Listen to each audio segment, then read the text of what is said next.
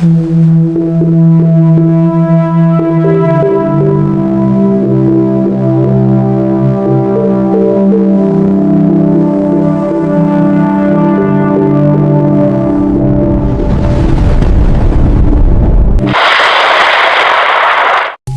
ang update ukol sa magiging lagay ng ating panahon. Nakakaapekto pa rin ang habagat sa Luzon at western section ng Visayas. Yung habagat po natin kahapon and generally ngayon is hindi po ganun kalakas kung i-compare po natin sa habagat natin ng first half po ng last week. Kaya po nasilayan pa rin natin yung haring araw ng umaga hanggang tanghali. Ngunit dahil prevailing pa rin po yung habagat natin, generally mga pag-ulan po is mararanasan nga natin ngayong hapon at gabi and possible din po sa madaling araw. Posible pa din yung periods of heavy rainfall, kaya pag-iingat pa rin para sa ating mga kababayan. And also, nakita po natin yung trend ng habagat natin ngayon maging sa mga susunod na araw ay palakas po or posible tayong magkaroon muli ng another strong habagat episode. Kaya po ngayon, na-expect natin possible na yung mga occasional rains or posible po yung hanggang sa mga malalakas na pagulan for the area of Ilocos Sur, La Union, Pangasinan at Zambales maging sa area din po ng Bataan. And possible din po na meron tayong mga periods of heavy rainfall dito sa may Ilocos Norte, Cagayan, Batanes, maging dito din sa Cordillera Administrative Region, Tarlac, Pampanga, maging dito din po sa bahagi ng Metro Manila, Cavite, Batangas at Occidental Mindoro. Kaya po pag-iingat para sa ating mga kababayan sa posibilidad po ng mga pagbaha at pagguho ng lupa. Also, meron po tayong monitor na dalawang low pressure area sa labas ng ating area of responsibility. Unahin po natin itong low pressure area 08E, huling namataan sa line 2,395 kilometers east-northeast ng extreme northern Luzon. Unlikely po itong maging isang ganap na bagyo and palayo din po yung movement nito dito sa ating area of responsibility. And kanina namang meron po tayong namataan naman na isa pang circulation or low pressure area galing dito sa mga cloud cluster silangan ng Luzon, Visayas area. Huli pong lokasyon nito is 1,385 kilometers east of Central Luzon. Sa ngayon, nasa labas pa po ito ng ating area of responsibility. Ngunit sa mga susunod po na araw, na oras or likely mamaya pasok na din po ito sa loob ng PAR. Also, posible din po itong ma-develop at maging isang ganap na bagyo sa mga susunod na araw at ang susunod po na pangalan natin ay Neneng. In terms of TC development mo, meron tayong dalawang scenario. So, ito pong si LPA-08F, possible po na siya yung ma-develop habang binabaybay niya itong karagatan sa silangan ng Northern Luzon. Or sa mga susunod po na araw, possible din na magkaroon tayo ng another circulation dito naman sa west ng Northern Luzon. So, either po itong circulation dito sa west ng Northern Luzon or itong si LPA-08F kapag binabaybay na po nito yung karagatan silangan ng Northern Luzon, either po sa kanila yung possible na maging isang ganap na bagyo sa mga susunod na araw. And yung isa po sa kanila is magiging trough na lamang ng dominant system natin. And also, nakita natin na yung movement nila is patungo dito sa may area ng Taiwan.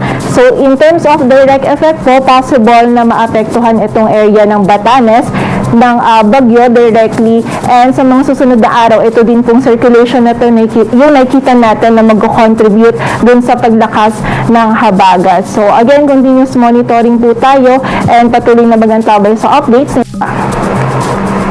At kaugnay nga po na nakikita natin na paglakas po ng habagat sa mga susunod na araw, today hanggang tomorrow afternoon, possible po yung 50 to 100 millimeters of rainfall dito sa may Ilocos Sur, La Union, Benguet, Pangasinan at sa area ng Zambales. While tomorrow afternoon naman hanggang Tuesday afternoon, mas marami na po yung areas na ina-expect natin na makakaranas ng mga malalakas po na pag-ulan.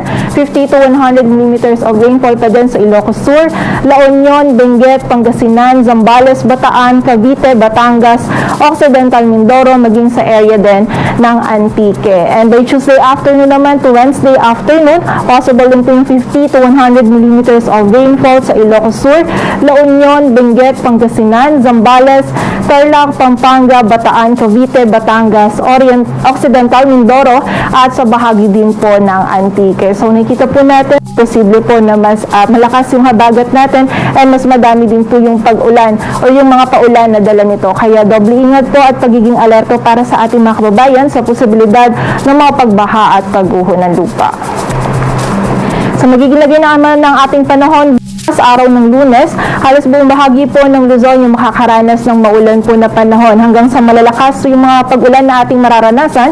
Dito pa din sa Ilocos Sur, La Union, Pangasinan, Zambales, Bataan, maging dito din sa area ng Occidental Mindoro. While for the area naman ng Ilocos Norte, Batanes, Cagayan, Cordillera ni Sibrizon, maging dito din sa Tarlac, Pampanga, Metro Manila, Cavite, Batangas, ay makakaranas din po tayo ng periods pa din ng heavy rainfall. While for the rest of Luzon naman, may mga scattered na mga pag-ulan po tayong mararanasan and lahat po ito ay dala pa rin ng habagat.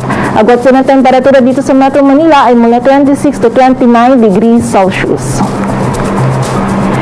Dito naman sa bahagi ng Palawan, maging sa Western Visayas, may mga scattered na pag-ulan na din po tayong mararanasan na dala po ng habagat. Kaya again, pag-iingat po para sa ating mga kababayan. While for the rest of Visayas naman, maging dito din sa area ng Mindanao, magiging bahagya maulap hanggang sa maulap po yung ating kalangitan, but possible pa din yung mga isolated na mga pag-ulan, dala pa rin ng habagat at ng localized thunderstorms. Agad po ng temperatura sa Cebu ay mula 26 to 32 degrees Celsius at sa Davao naman ay 26 din to 32 degrees Celsius.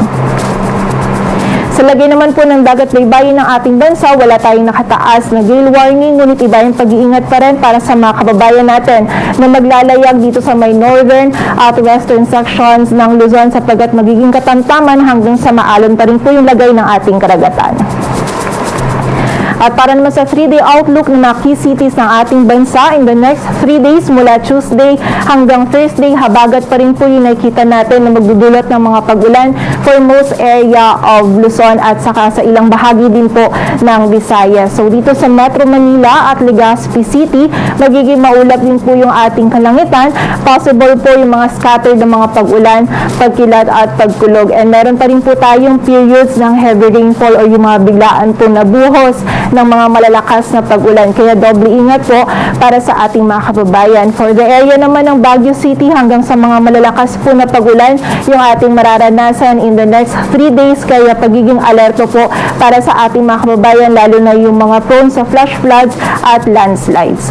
Agad po ng temperatura sa Metro Manila ay mula 25 to 29 degrees Celsius. Sa Baguio City ay 17 to 19. Sa Legazpi City naman ay 25 to 32 degrees Celsius.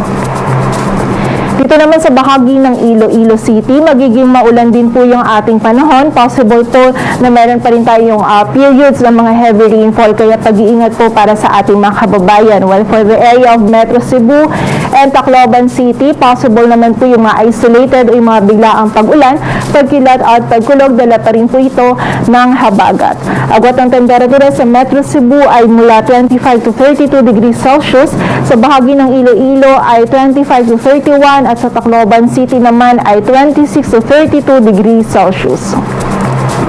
Sa area naman ng Mindanao, partikular na dito sa Metro Davao, Cagayan de Oro City at Zamboanga City, magiging bahagyang maulap hanggang sa maulap din po yung ating kalangitan. Though pag-iingat din po sa ating mga kababayan dahil medyo mataas din po yung heat index sa ilang areas po sa Mindanao and possible pa rin po though maliit yung chance ng mga isolated ng mga pag-ulan, pagkilat at pagkulog dulot ng localized thunderstorms. Agad po ng temperatura sa Metro Davao ay mula 25 to 33 degrees Celsius. Sa Cagayan de Oro City ay 24 to 33. Sa Zamboanga City naman ay 24 to 34 degrees Celsius. Dito sa Metro Manila, ang sunset natin ay mamayang 6:18 p.m. at ang sunrise naman ay bukas ng 5:42 a.m. Patuloy po tayo magantabay sa update. At yan po muna ang latest